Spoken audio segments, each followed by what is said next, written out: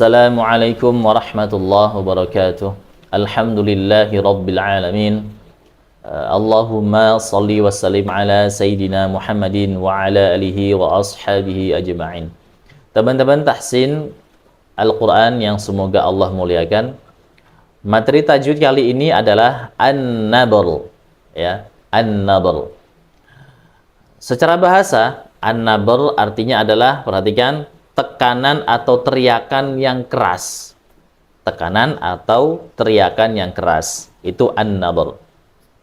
Kalau secara menurut ilmu suara, An-Nabr adalah tekanan pada penggalan atau huruf tertentu di mana suaranya sedikit lebih tinggi dibandingkan dengan huruf-huruf di dekatnya atau huruf di sampingnya.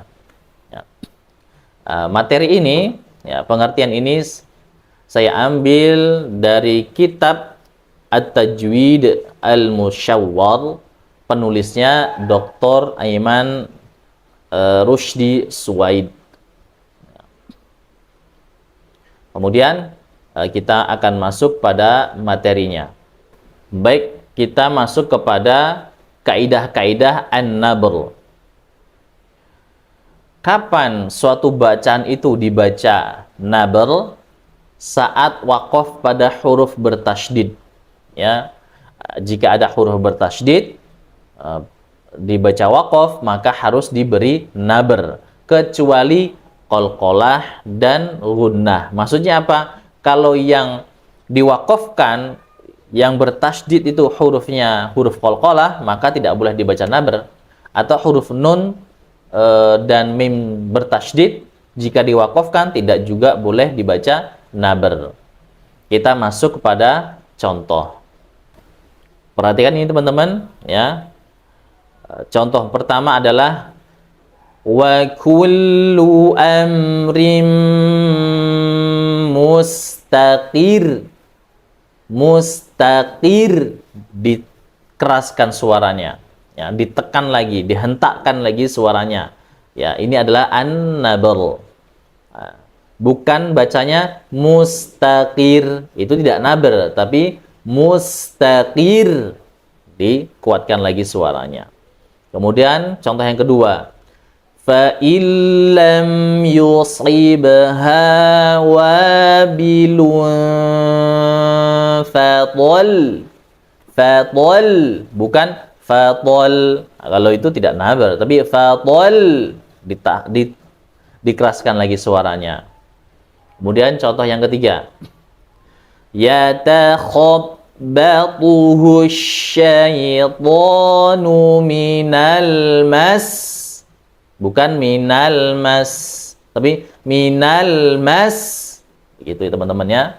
Baik, kita masuk kepada pengecualian. Ya. Pengecualiannya apa? Jika huruf qalqalah bertasydid dan mim atau nun bertasydid, ini baru tidak boleh dibaca nabr. Ya, contohnya qala innahu min kaidikun. Tidak boleh kaidikun, nggak boleh. Ya, tidak boleh dinambarkan, tapi min kaidikun, begitu saja. Kemudian contoh yang kedua, fanabadnahum fil yam. Tidak boleh fil yam, nggak boleh, tapi fil yam, nah, didengungkan saja, tidak boleh dinaberkan. Kemudian ini, ya, contoh tadi mim tasydid dan nun tasydid. Sekarang kita contoh yang qalqalah bertasydid. Qul hiya mawaqitu linnasi wal hajj. Hanya sekedar wal hajj, tidak boleh wal hajj, tidak boleh. Ya, tapi tapi dibaca datar saja. Wal hajj. Kemudian tabbat yada abi lahabin wa tab. Tidak boleh wa tab, tidak boleh. Tapi wa tab karena ini pengecualian. Baik, kaidah berikutnya adalah kapan suatu bacaan itu dibaca nabar? Pada saat melafalkan waw dan ya yang bertasydid. Jika ada waw bertasydid atau ya bertasydid, maka harus dibaca an-nabr. Kita masuk contoh. Wa kana Allahu ghaniyyan hamida. Ghaniyan dinaberkan, ditinggikan suaranya. Ghaniyan tidak boleh. Ghaniyan nggak boleh, itu tidak naber atau keterlaluan. Ghaniyan itu juga tidak boleh karena huruf ya mempunyai sifat rakhawah. Jadi tetap mengalir, ya, dijelaskan aliran suaranya. Ghaniyan. Kemudian contoh yang kedua. Annal quwwata lillahi jami'a. Annal quwwa bukan quwwa atau quwwa, tidak boleh juga, ya, karena huruf waw juga mempunyai sifat rakhawah, jadi tetap mengalir, ya. Kemudian yang sering kita baca, iyyaka na'budu wa iyyaka nasta'in. Iya bukan iya, tidak boleh, tapi iya, ya. Tapi juga tidak boleh berlebihan, bukan iya, ya, tidak boleh berlebihan karena ini mempunyai sifat rakhawah, harus tetap dialirkan. Baik, kita masuk pada materi yang ketiga. Kapan suatu bacaan itu dibaca nabar? Yaitu pada saat mad lazim musaqqal kalimi. Maksudnya apa? Setiap ada huruf mad di depannya ada tasydid, maka harus dibaca an-nabr. Kita masuk pada contoh. Perhatikan ini teman-teman. Setiap ada huruf mad di depannya tasydid, maka harus dibaca an-nabr. Huruf mad ada tasydidnya, dibaca an-nabr. Kita baca waladdallin.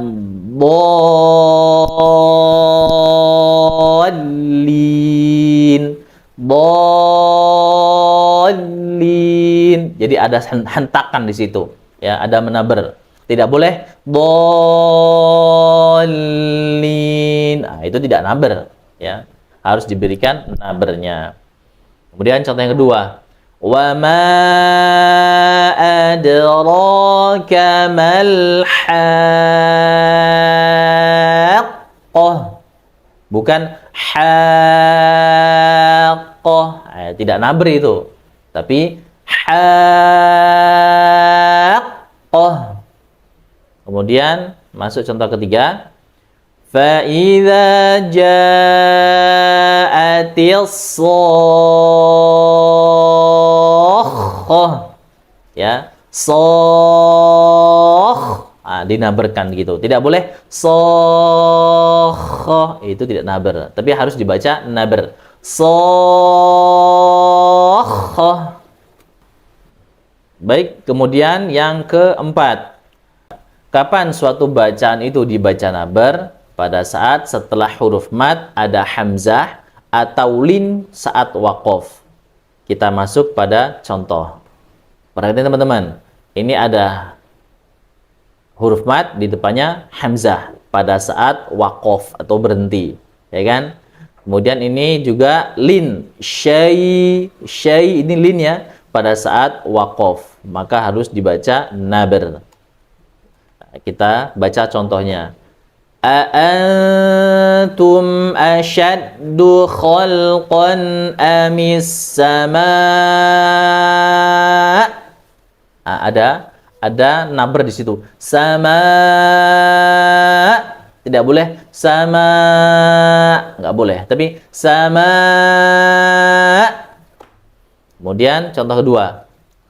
Sun'allahi alladhi atqana kulla syai'. Ya, bukan syai', tapi syai'. Nah, dinaberkan. alaihim dairatus sawu. Ini juga lin, ya, lin hamzah pada saat waqaf. Sawu dinaberkan. Baik, yang terakhir adalah atau yang kelima, saat mengucapkan kata yang diakhiri alif tasniyah atau waw jamak gugur yang bertemu sukun atau tasydid. Baik, kita langsung masuk contoh. Perhatikan teman-teman. Di sini ada alif tasniyah. Di depannya ada sukun, ya. Kemudian ini ada juga alif tasniyah, di depannya sukun. Ini alif tasniyah, di depannya tasydid. Ya. Kemudian di sini ada waw yang gugur bertemu dengan sukun. Pertanyaannya, apa itu alif tasniyah? Alif tasniyah itu adalah alif yang menunjukkan suatu pekerjaan yang dilakukan oleh dua orang, ya, yang dilakukan oleh dua orang. Untuk mengetahui, ya, ini dua orang atau satu orang, itu kita harus belajar bahasa Arab, ya. Ini ada pada ilmu tasrifan, yaitu tasrif lughawi pada ilmu shorof. Ya, contohnya qala, qalu. Jadi ketika qala, dia berkata, tapi qala, dua orang berkata, qalu, tiga orang atau lebih yang berkata, begitu. Jadi itu harus dipelajari. Nah, contoh seperti ini. Wastabaqal baba wa qaddat qamisah.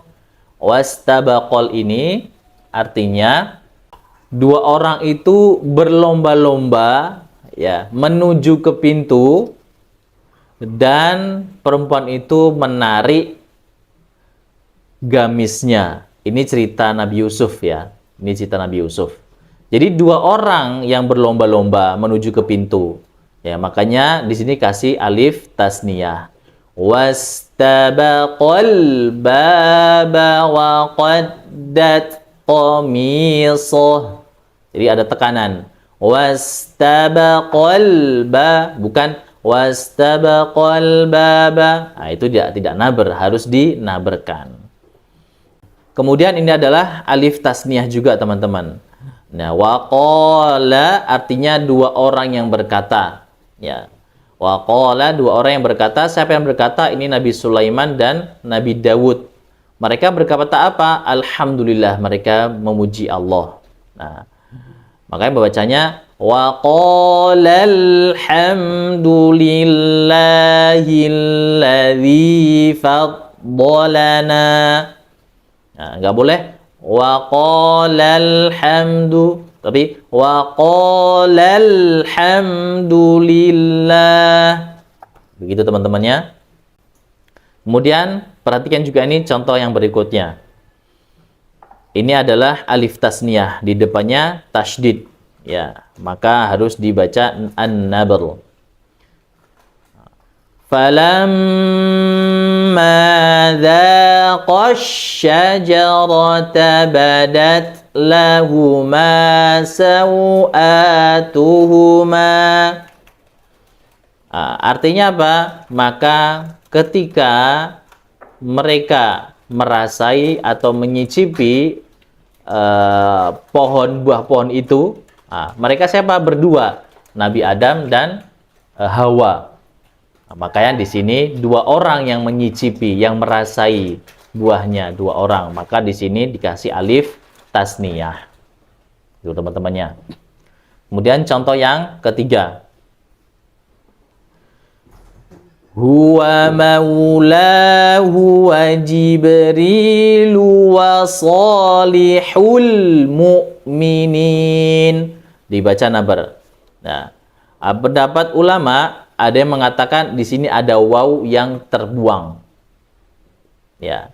Ada juga yang mengatakan tidak, memang dari sononya tidak ada wawunya.